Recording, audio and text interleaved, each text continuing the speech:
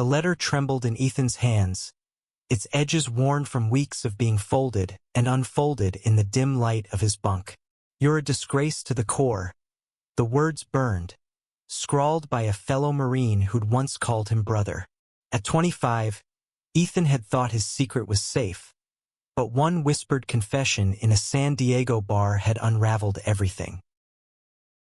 He stood now in Balboa Park, the late afternoon sun casting long shadows across the grass. The weight of his uniform felt heavier than ever, each ribbon a reminder of the life he'd fought for, and the one he might lose. Ethan had joined the Marines to prove himself, to carve a place in a world that often felt too sharp for someone like him. Growing up in Boise, Idaho, with a single father who'd served as a Marine, Ethan had idolized the Corps.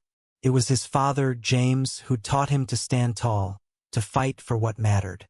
But James was gone now, killed in a car accident 2 years ago, leaving Ethan with only memories and a stepfather he barely knew.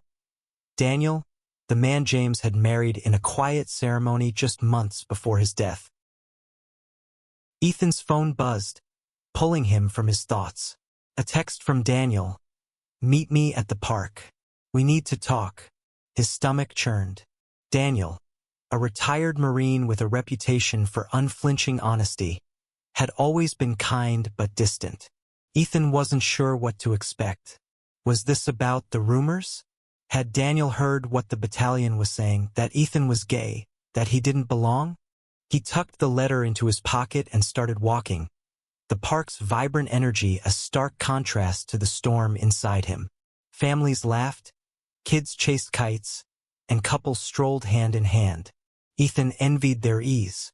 For him, every step felt like marching into battle. He'd come out to one person, a Marine he trusted, only to have that trust betrayed.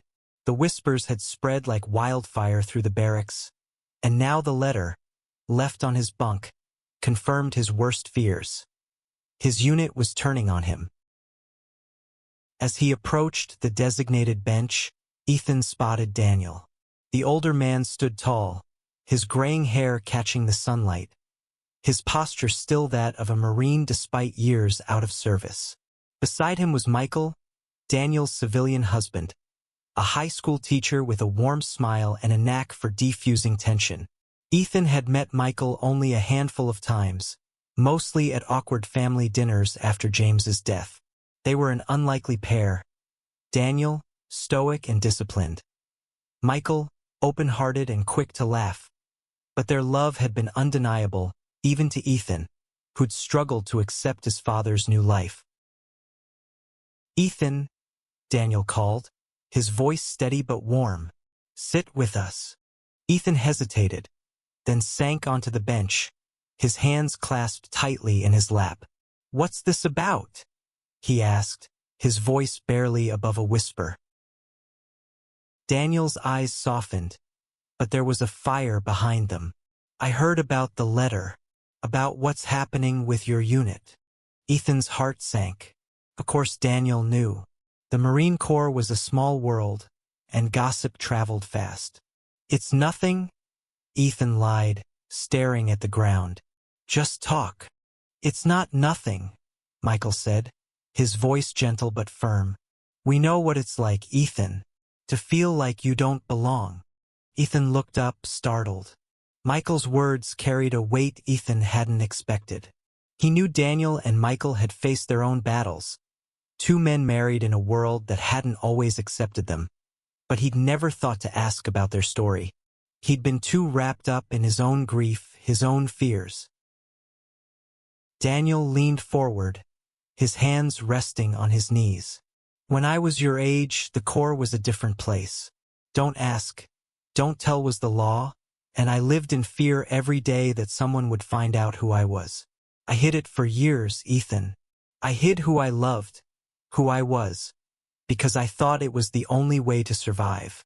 Ethan's throat tightened. He'd never heard Daniel talk like this. The man was a legend in their family.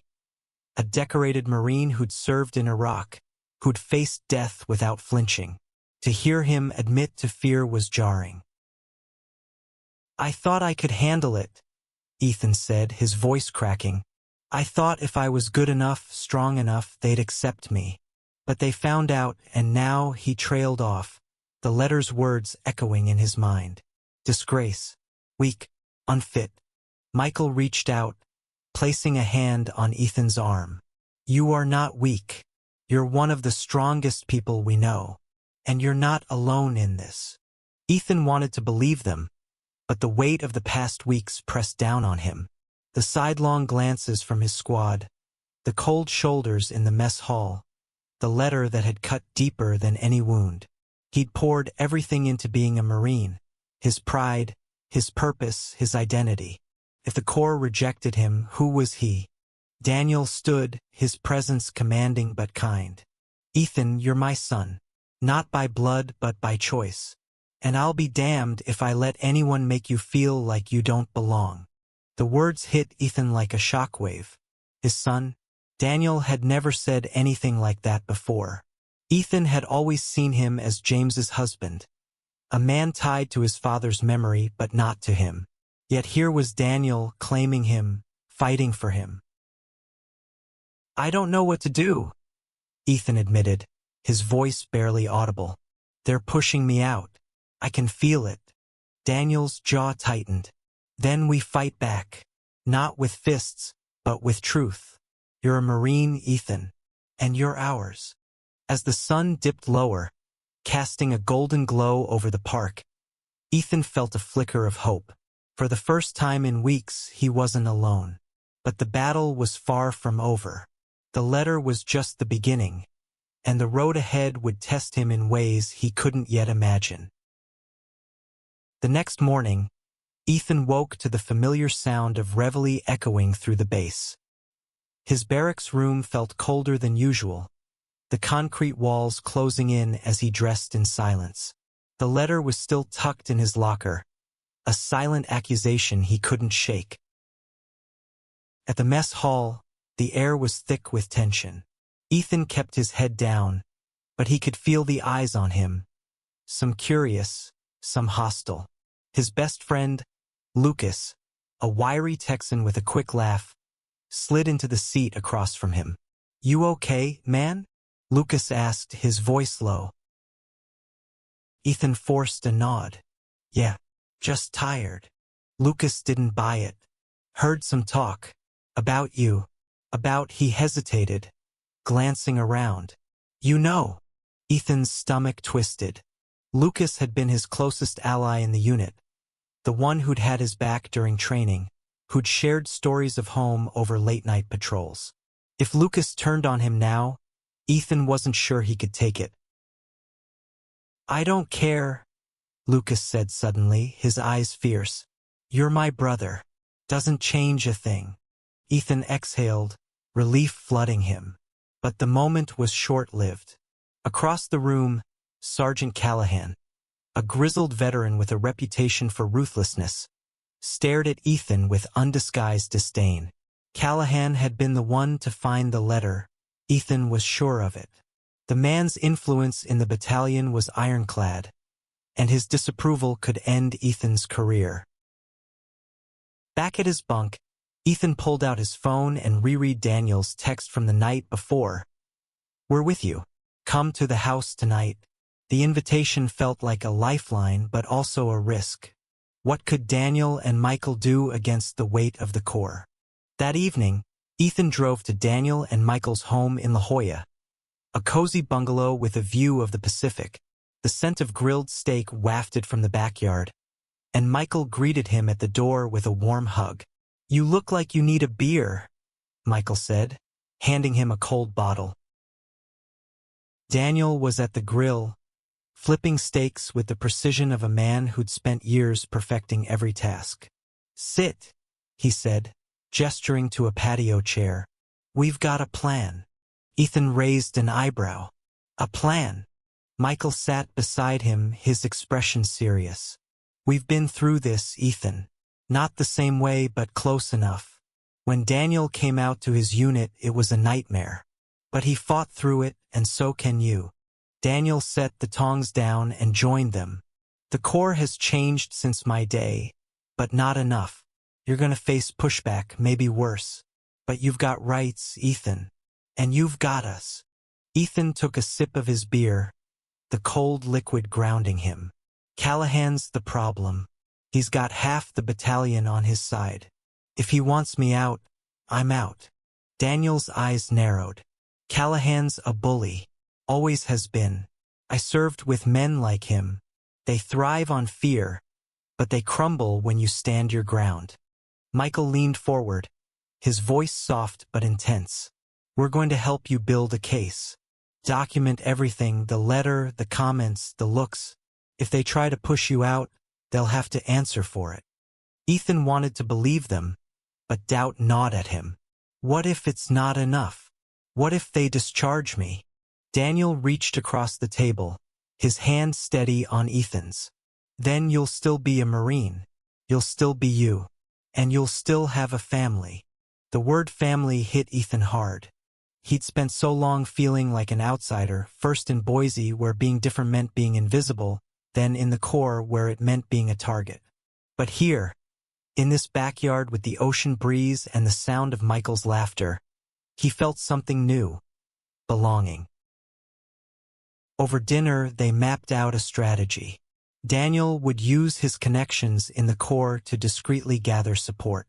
Michael would research legal protections, reaching out to advocacy groups that specialized in military discrimination.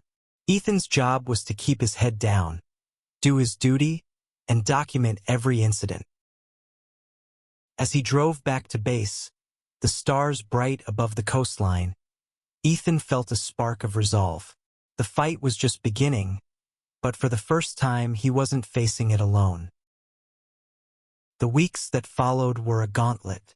Ethan documented every slight, every whispered slur, every moment when Callahan's shadow loomed larger than life. The sergeant didn't confront him directly, but his influence was everywhere. In the extra duties assigned to Ethan, in the way assignments were suddenly changed to keep him on the sidelines. Lucas remained a lifeline, slipping Ethan notes of encouragement during drills. But even his support couldn't shield Ethan from the growing isolation. One night, after a grueling training exercise, Ethan found another note on his bunk. Fags don't belong in the Corps. The words were scrawled in the same sharp handwriting as the first letter. He added it to the growing file in his locker, his hands shaking with a mix of rage and fear. At Daniel and Michael's house, the mood was different. Their dining room had become a war room, littered with legal documents and notes from advocacy groups. Michael had connected with a lawyer named Sarah, a fierce advocate for LGBTQ rights in the military, who was building a case based on Ethan's evidence. "You're doing everything right," Sarah said over a video call, her voice calm but authoritative. "Keep documenting.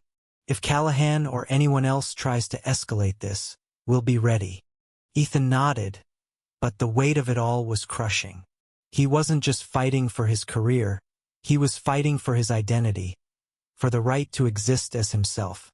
Every day on base felt like walking through a minefield, and the strain was starting to show.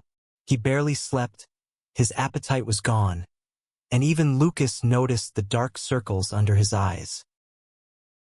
One evening, after a particularly brutal day, Ethan sat on the beach near the base, the waves crashing in rhythm with his thoughts.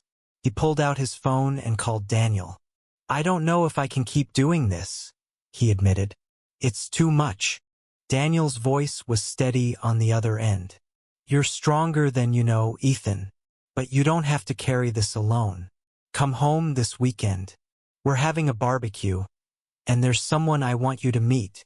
The barbecue was a small affair, just Daniel, Michael, and a few of their friends from the local veteran community. Among them was Carla, a former Marine who'd served under Daniel years ago. She was in her late 40s, with a no-nonsense demeanor and a quick smile. Over burgers and cold drinks, she shared her own story, coming out as a lesbian in the early 2000s, facing harassment, and ultimately leaving the Corps. "I thought I'd lost everything," Carla said, her eyes meeting Ethan's. But I found a new kind of family. People who saw me for who I was, not what the Corps wanted me to be. Her words lingered with Ethan as he drove back to base.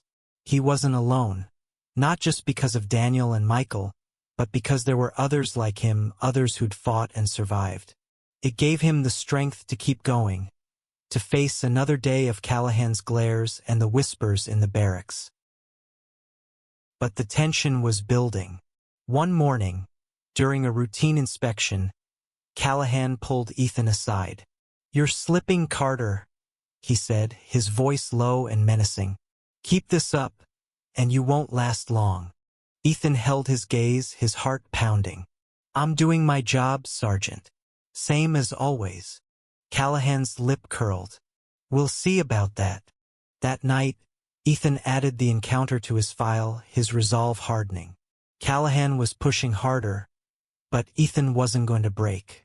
Not yet. The breaking point came during a field exercise in the desert outside San Diego. Ethan's squad was tasked with a night navigation drill, and Callahan had made it clear Ethan was to lead. It was a setup, Ethan could feel it. The terrain was brutal, the maps outdated, and the team was already on edge. Halfway through the exercise, one of the younger Marines, a kid named Riley, tripped and twisted his ankle. Ethan called for a halt, checking Riley's injury while the others grumbled. "Keep moving, Carter." One of them muttered, "We don't have time for this." Ethan ignored the jab, helping Riley to his feet. But when they reached the checkpoint, Callahan was waiting, his face a mask of barely contained fury. "You're late," he barked, "and you've got an injured man. Care to explain, Corporal?" Ethan stood tall, his voice steady. "Riley needed help, sir. I made the call to prioritize his safety." Callahan stepped closer, his voice dropping to a dangerous whisper. "You're not fit to lead, Carter. You're not fit to be here at all." The words hung in the air, and for a moment, Ethan thought he might snap. But Lucas stepped forward, his voice cutting through the tension. "With all due respect, Sergeant, Ethan got us here. He made the right call." The squad went silent, all eyes on Callahan. The sergeant's jaw tightened, but he backed off, dismissing them with a curt wave. Ethan knew it wasn't over, but Lucas's support had bought him time. Back at base, Ethan met with Sarah, the lawyer who reviewed his documentation. "This is solid," she said, flipping through the pages. "If Callahan tries to push for a discharge, we can challenge it. But we need to be proactive. I'm setting up a meeting with your commanding officer." Ethan's CO, Major Torres, was a fair man, but he was under pressure to maintain unit cohesion. When Ethan and Sarah sat down with him, Torres listened quietly as Sarah laid out the case. Harassment, targeted mistreatment, and a clear pattern of discrimination. "I'll look into it," Torres said, his tone neutral. "But I need you to keep performing, Carter. No mistakes." Ethan nodded, but the meeting left him uneasy. Torres was sympathetic, but the Corps valued loyalty and unity above all. If Callahan had enough sway, Ethan's career could still be on the line. That weekend, Daniel and Michael took Ethan to a local LGBTQ veterans event in San Diego. The room was filled with men and women who'd served, who'd faced their own battles, and who'd come out stronger. Ethan listened to their stories, each one a reminder that he wasn't alone. One veteran, a trans woman named Alex, pulled him aside.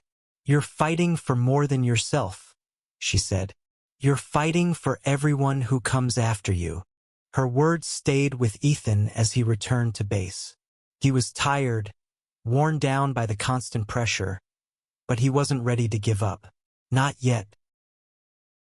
The investigation into Callahan's actions moved slowly, but the tension on base was palpable.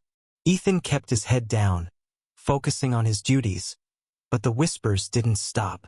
Some of his squad started to thaw, thanks to Lucas's vocal support, but others remained loyal to Callahan. creating a rift that threatened to tear the unit apart. One evening, Ethan found a new note on his bunk. "Leave before it's too late." This one was different and signed, but the handwriting was unmistakable. Callahan was escalating, and Ethan knew he was running out of time. He called Daniel, his voice shaking as he read the note aloud. "This is getting worse," he said. "I don't know how much longer I can do this." Daniel's response was immediate. "You're coming home tonight. We're going to figure this out." At the bungalow, Michael had prepared a spread of comfort food mac and cheese, cornbread, and apple pie. But the mood was heavy. Daniel paced the living room, his marine instincts kicking in. "This isn't just harassment anymore," he said. "This is a threat. We're taking it to Torres, and we're not backing down." Sarah joined them, her laptop open to a draft of a formal complaint. "We've got enough to file with the Inspector General," she said. "But Ethan, this could get ugly. Are you ready for that?" Ethan looked at Daniel and Michael, their faces filled with determination and love. He thought of his father, James, who'd always told him to stand up for what was right, no matter the cost. "I'm ready," he said, his voice steady for the first time in weeks. The next day, Ethan and Sarah met with Major Torres again, this time with the new note and a detailed account of Callahan's actions. Torres's expression darkened as he read the evidence. "This ends now," he said. "I'm launching a full investigation into Callahan's conduct." For the first time, Ethan felt a glimmer of hope. But the victory was short-lived. That night, Callahan cornered him in the barracks, his voice low and venomous. "You think you can take me down, Carter? You're nothing. You'll always be nothing." Ethan held his ground, his heart racing. "I'm not afraid of you, Sergeant. Not anymore." Callahan's eyes flashed with anger, but he walked away. Ethan knew the fight wasn't over, but he'd found his strength. He wasn't just fighting for himself. He was fighting for Daniel, for Michael, for Alex, for every veteran who'd faced the same hate and survived. The investigation moved swiftly after that. Major Torres suspended Callahan pending a full review, and the mood in the battalion shifted. Some of Ethan's squad mates apologized, admitting they'd been swayed by Callahan's influence. Others kept their distance, but the open hostility began to fade. Ethan's file of evidence, letters, notes, and documented incidents, proved damning. Callahan was found guilty of harassment and conduct unbecoming an officer. He was demoted and transferred, a rare victory in a system that often protected its own. But for Ethan, the real victory came later, at a quiet ceremony in Balboa Park. Daniel and Michael had organized a small gathering to celebrate Ethan's resilience. Veterans from the LGBTQ community, including Carla and Alex, stood beside him, their presence a testament to the family he'd found. Daniel stepped forward, his voice thick with emotion. "Ethan, you've faced more than most. You've fought for your place and you've won. I'm proud to call you my son." Tears stung Ethan's eyes as he hugged Daniel, then Michael. The park was alive with the sounds of laughter and music, the sun setting in a blaze of orange and pink. For the first time in months, Ethan felt whole. Not just a Marine, but a man who belonged, who was loved. As he looked out at the crowd, Ethan spotted the bench from their first meeting, the handwritten note still taped to it. "Love is family." It was more than a slogan. It was the truth he'd fought for, the truth that had carried him through. Ethan returned to base the next day, his head held high. The Corps wasn't perfect, and neither was he. But he'd found his strength, his family, and his place in the world. And no one, not Callahan, not the whispers, not the hate, could take that away from him.